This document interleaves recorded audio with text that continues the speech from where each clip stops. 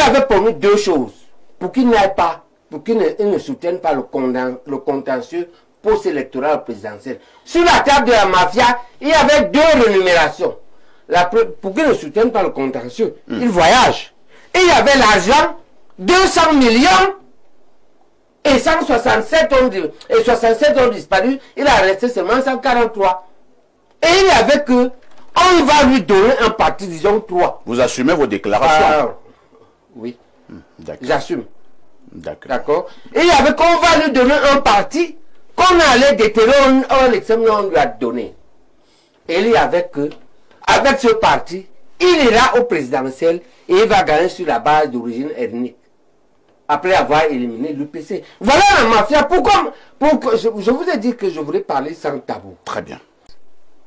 Donc il faut que ce soit très clair. Le parti état ne doit pas tourner en rond là.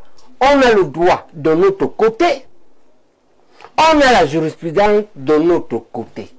La candidature de l'UPC cette fois-ci, que l'on a cherché des gens dans les caniveaux, ça c'est le problème de ceux qui veulent torpiller l'UPC. C'est le problème de la mafia. Mais le comité d'électeurs s'est fait autoconvoquer. On a les pétitions de l'autoconvocation. Il s'est fait déclarer à un des premiers. Il s'est tenu. Il y a un PV. Il y a un mandat pour un candidat qui a fait ses preuves. Parce que tous les Camerounais le connaissent en tant que citoyen, en tant que UPCiste, parce que Elekam le connaît parce qu'il a un parcours électoral.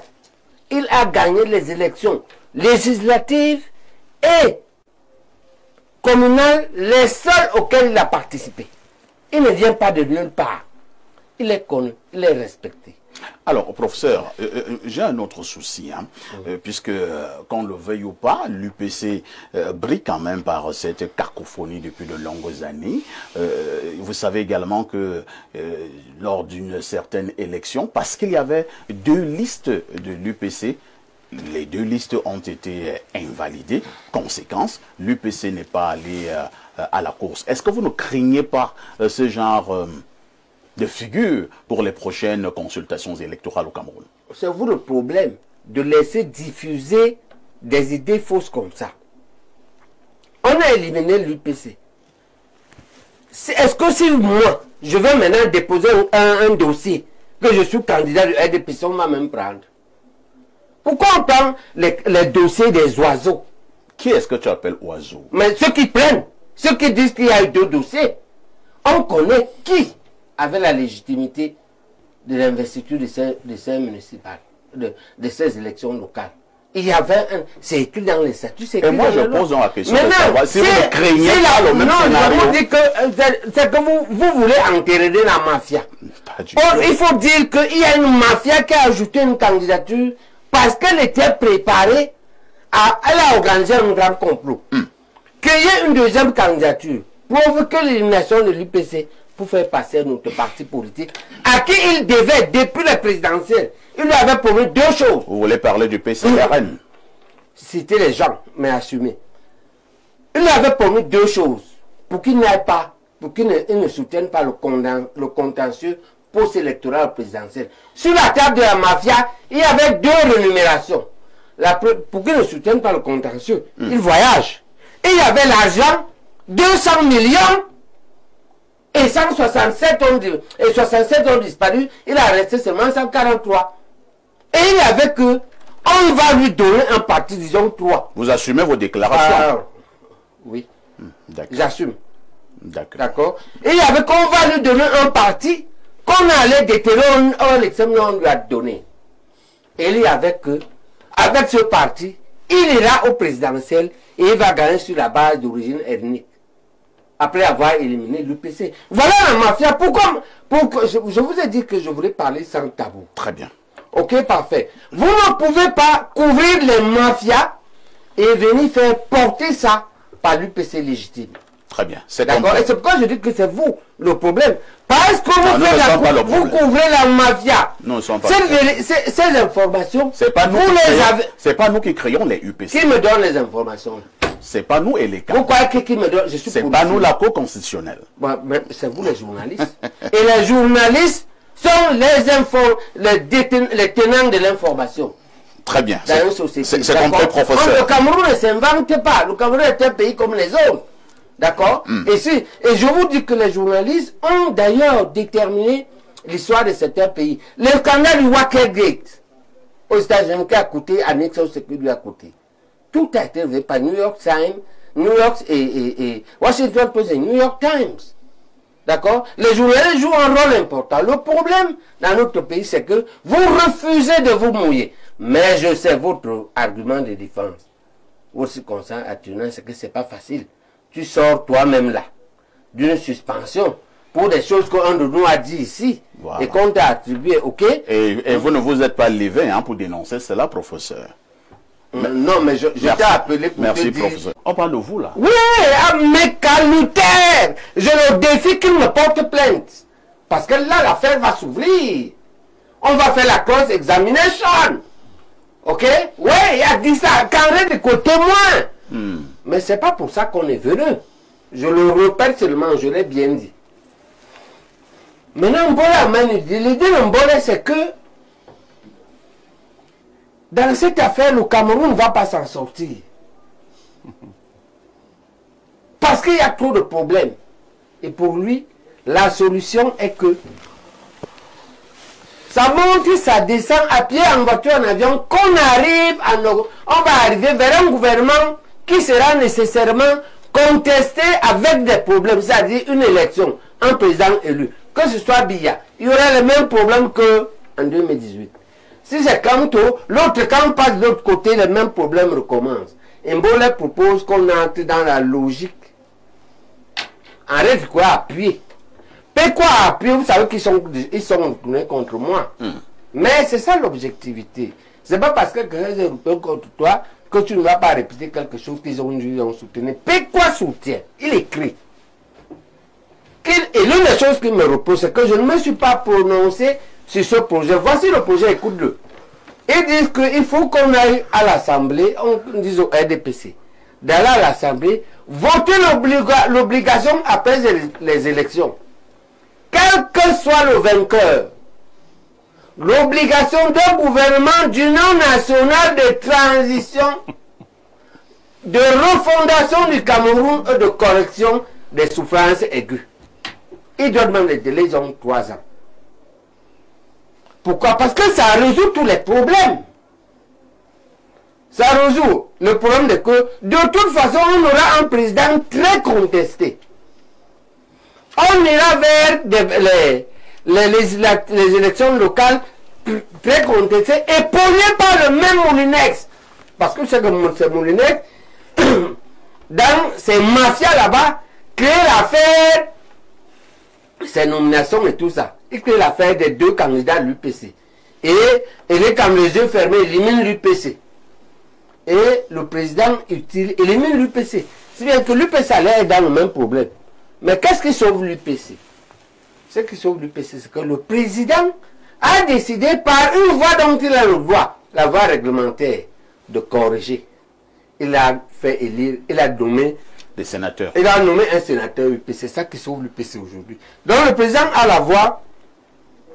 Le pouvoir exécutif de résoudre certains problèmes, il ne peut pas résoudre tous.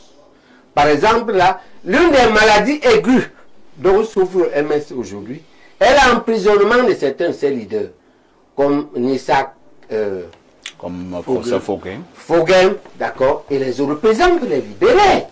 Il a le droit. Le président du conseil supérieur de la magistrature, il a d'autres pouvoirs qui permettent de les libérer. Ça va baisser la tension. Et si il peut aussi faire voter à l'Assemblée cette clause du gouvernement d'union nationale de transition et de représentation, quel que soit l'élu d'octobre, qui peut le faire au prorata des résultats des différents candidats et avec les autres forces républicaines. Ce qui nous permettait, dans une perspective à venir, en quelques années, à aller à peser la société et aller vers des élections plus objectives. Parce que tout le monde sera dans ce gouvernement. Toutes les forces. C'est ça l'idée générale de Bolé et d'Henri Tekoué. Et des Pécois, c'est eux qui ont émis cette idée-là. Et donc, je pense que c'est vers là que l'on peut aller pour résoudre le problème. Parce que pour moi, le problème n'est pas un problème juridique. Le problème est fondamentalement politique. Et on peut utiliser le droit est comme la matière du paysan. C'est-à-dire le bassa chez nous, hein, on appelle le soukouare, c'est-à-dire comment le côté de la matière qui ne coupe pas. Ouais, soukouare veut dire qu'un bassa quand il soulève la matière, il a deux choix. Il peut te couper, mais il peut te fouetter. C'est-à-dire te frappe avec le bras. Il ne veut pas te blesser. Il ne veut pas te tuer. Est-ce que le parti en question je vais aller le candidat? Je vais aller voilà le débat. Ouais, le débat c'est celui-ci. Je vais dire le débat. Si tu veux que je me prononce sur ça. Oui. J'ai dit que c'est le président qui va décider. Parce que ce qu'il y a derrière la représentativité à l'Assemblée, c'est qu'un type qui ne représente rien dans la société vient aux élections. La question. Quand tu représentes quelque chose, oui. Mais il y a d'autres voix. Alors, maintenant, comme l'idée était que, en 92, qu'on ne veut pas un type qui ne vit pas au Cameroun, on a utilisé le droit. Bon, on allait voter une loi où on n'a pas pu. Et donc le président peut aller modifier le truc là. C'est-à-dire qu'on dit qu'il faut être représenté à l'Assemblée. Attends, le président peut changer ça. Il va là-bas à l'Assemblée, à la procession, il met virgule. Sauf pour celui qui a déjà été candidat avant. Bon, avant d'en arriver là, parce que là, vous parlez des choses qui peuvent arriver. Vous êtes dans la futurologie. Bon, nous sommes... si on est dans le structure, d'accord, je me dis ce que Mathias a dit, non. C'est-à-dire le MRC ne peut pas présenter de candidat, c'est ça? Si on s'arrête seulement là. D'accord. Mais c'est comme si, Aïe, si tu veux que je m'arrête seulement là. Non! Non, laisse-moi. Tu m'arrêtes là où je suis tombé. Je ne regarde pas là où j'ai glissé. Professeur, j'ai l'impression que vous avez peur de vous prononcer sur cette question. Non, c'est une impression. Non, c'est vous parlez Kambouraja, professeur. Oui, non. C'est que vous avez peur du professeur Kambouraja. La question n'est pas comme ça. La question n'est pas comme ça. Vous faites l'anglais. C'est comme... Attends, c'est que comme vous dites, quand vous c'est Jacques Jacques, il lui dit ici que tu veux que je condamne la basse et je le fais sans savoir d'où est, c'est un photocam. Il y a 20 ans, moi j'étais en spécialisation. D'accord? C'est eux qui ont migré, c'est eux qui sont devenus la base. D'accord. D'accord? Je refuse. Tu veux que je condamne les Amba Boys. Et je ne regarde pas la tricherie du 20 mai 92. Je ne regarde pas le non-respect des clauses de 61. On en parle je condamne seulement les embats. On en parle tout à l'heure. C'est cette façon d'aborder les problèmes qui est faux. Nous en parlons tout à l'heure, professeur. Moi, je regarde les problèmes en totalité. C'est compris. Comme on nous a appris à l'école en troisième. Les causes de la Première Guerre mondiale. Les causes lointaines, oui. Les causes immédiates. L'attentat de Sarajevo. D'accord, mais ce n'est pas seulement l'attentat de Sarajevo. Il y avait la triple alliance et la triple entente. C'est contextural. Oui, je dis seulement que le RDPC veut aider son ancien collègue. Non, ils ont été là ensemble 10 ans. Non, je dis, on prend donc... Attends, le même RDPC n'a pas intégré Bello. Non. Alors que pour Bello, c'est une affaire de vie ou de mort. Le 6 avril, il est dans le groupe qui veut tuer Biya. Oui. Et après le 6 avril, la semaine qui suit, Biya est dans le groupe qui veut le tuer. La seule chose qui le sauve, c'est qu'il aussi dans la Madigori, non. Mais, moi, je veux... Pourquoi tu me regardes parfait? Moi, je dis... Je ne vais pas parler. Voilà, moi, je dis ans après. Même le gouvernement, depuis 20 ans, avec... Est-ce que quand... Non, je dis que... Pardon à Paul Biya. Je ne le défends pas. Mais Bello a demandé... Je vous fais peut-être... Je dis que... Pour sauver le Cameroun... Non, il n'y a rien à faire. Là où nous ne sommes pas d'accord, on n'a pas besoin de... Ce qu'ils peuvent faire. On n'a pas besoin de sauver le Cameroun. Vous avez pardonné Bello, non? Oui. Vous travaillez avec lui, non? Attendez d'abord. Là-bas, c'est une question de vie. Je vais poser une question au professeur. Vous avez dit pour sauver le Cameroun. Est-ce que en l'état actuel des choses, le Cameroun se trouve dans une situation critique où il faut sauver le Cameroun? Je te réponds. Oui. Je dis que les querelles sont pires qu'en 2018. En 2018, il y avait une seule querelle. Le contentieux post-électoral. Alors, aujourd'hui, je veux qu'on comprenne mieux. Là, je vous relance, professeur, gardez la parole. pour sauver dans le Cameroun, comme les querelles on a deux crises. Attends, pour sauver le Cameroun, il faut donc absolument qu'on puisse permettre au MRC d'investir. Ce n'est pas ça que je dis. Vous dites donc quoi? Ce n'est pas ça. Voici ce que je dis. Je dis qu'on avait, actuellement, on a une crise préélectorale. Alors qu'en 2020, on avait juste une crise post-électorale, autour de la même personne. Mais ça ne peut. D'accord. Est-ce que cette personne est une personne crisique? Pardon. Est-ce que cette personne est une personne crisique? Attends, crisique. Oui. Je ne connais pas l'objectif. Qui crée des crises. Qui crée des crises. Attends. Crisique. C'est une personne autour de laquelle il y a un groupe. Il y a un groupe. La base, tout ça, ils sont autour, non? Et on a peur. Pourquoi vous faites que... Vous faites... Et on a peur d'eux. Attends, moi je n'aime pas. Je suis pour... Un peu pour la paix. Moi, je ne suis pas pour Et la paix. je réfléchis sur toutes les hypothèses. Je dis que hypothèse. Est-ce que la crise entre Bello et Biya est comparable, elle est pire ou elle est moins que la crise entre Kamto et Biya? Nous retournons un tout petit peu. Si jamais le procès Kamto n'est pas investi par le MRC, compte tenu de la loi électorale, est-ce que le Cameroun, il est fort probable que le Cameroun sombre dans un chaos? Moi, je te dis maintenant, quand il y a deux crises, quand il y a une seule crise, on sombre pas dans un chaos, mais dans une crise qui a duré. Ok? Maintenant, il y a deux crises. Pourquoi tu crois que c'est moi? Très bien. Alors, on repasse à Paul Blériot, parce que c'est lui qui avait d'abord Baebek, lui qui est UPCiste, et on sait ce que ces valeurs il représente pour l'UPC. 53 ans plus tard, la question de l'unité nationale du pays se pose-t-elle véritablement encore? On a même reculé. Ah bon? Ah oui. Ce n'est pas une fête, c'est un deuil. On fait le funérail, là. En réalité, c'est quoi? C'est pour les faits. Quels sont les faits? Les faits, c'est que des deux côtés, il y a des milliers de morts. Du côté de nos forces de défense, du côté des Zambabos. Et quand il y a 1000 morts, tu multiplies par 4, chaque Cameroun en moyenne des Nations Unies, 4,2 enfants. Tu as près de plus de 400 000 orphelins. Tu as autant de morts, autant de veuves. Tu as des villes dévastées, les écoles dévastées comme le Secret Heart à Bamenda. On devrait honnêtement aujourd'hui pleurer. On a régressé. C'est la première raison. C'est le fait qui donc permet de dire ça. D'accord? On est pire qu'avant. 55. On est pire qu'avant 60. On est pire qu'avant 72. Il y a trois raisons. Deuxième raison, c'est une énorme escroquerie. Escroquerie mathématique. Quand on demande aux anglophones en 61, en septembre 61, est-ce que vous voulez rejoindre le Nigeria ou le Cameroun? C'est eux qui votent. Quand on veut changer ça en 72, on fait voter ici. Donc on est 4/5. Regardez comment l'État apprend la tricherie mathématique.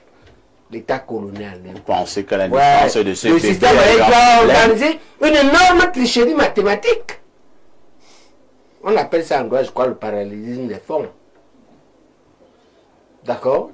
Et puis, une énorme tricherie idéologique, on va dire, matérielle, en vol. On organise ça par l'ordre de De Gaulle, de Pompidou. Pompidou qui vient 2 semaines après l'exécution de Wanzé. Que Foucault suit en direct de Libreville. Qu'est-ce qu'il y a derrière ça? On va organiser 3 ans après l'exportation de pétrole de Bakassi. C'est l'affaire du détournement du pétrole à Bakassi. Ah bon? Ah oui, les anglophones ont raison. Pour la cause. C'est la méthode de revendication que je n'apprécie pas. Si au moins je voulais prendre le pétrole seul, je dis ok, si mon frère veut me voler, bon, on verra. Mais tu veux prendre le bien familial pour donner à la mafia française, à la Franc-Afrique. C'est ça le fond de l'affaire. Et on sait que c'est exactement ça.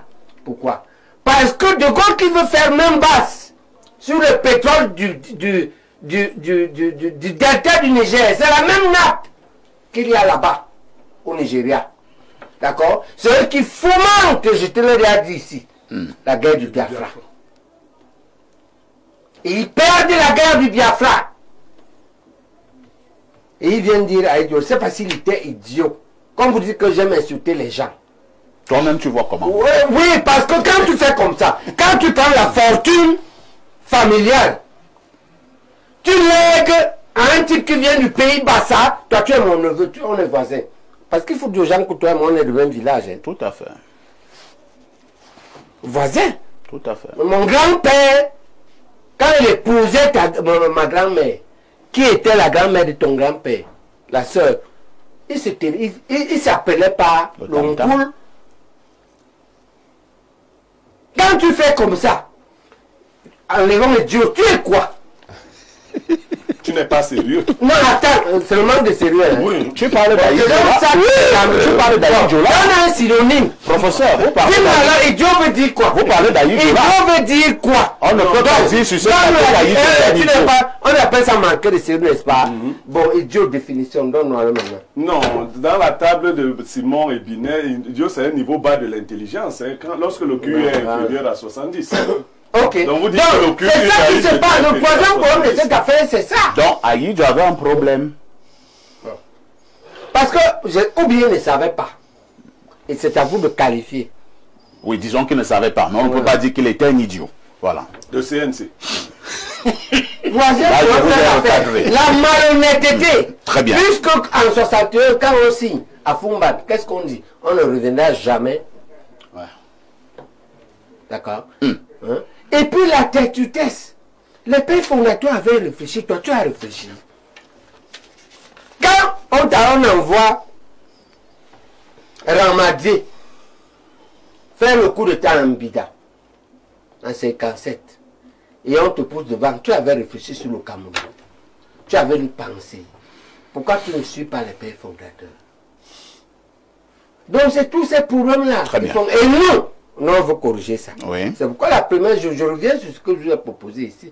On pense qu'on devrait pouvoir s'entendre sur un gouvernement d'union nationale de transition et de refondation pour reposer les bases consensuelles du Cameroun après les élections d'octobre prochain. Quel que soit celui qui vient. Très bien, c'est compris. Celui qui passe. Maintenant, je te demande, donne-moi ta position sur cette idée.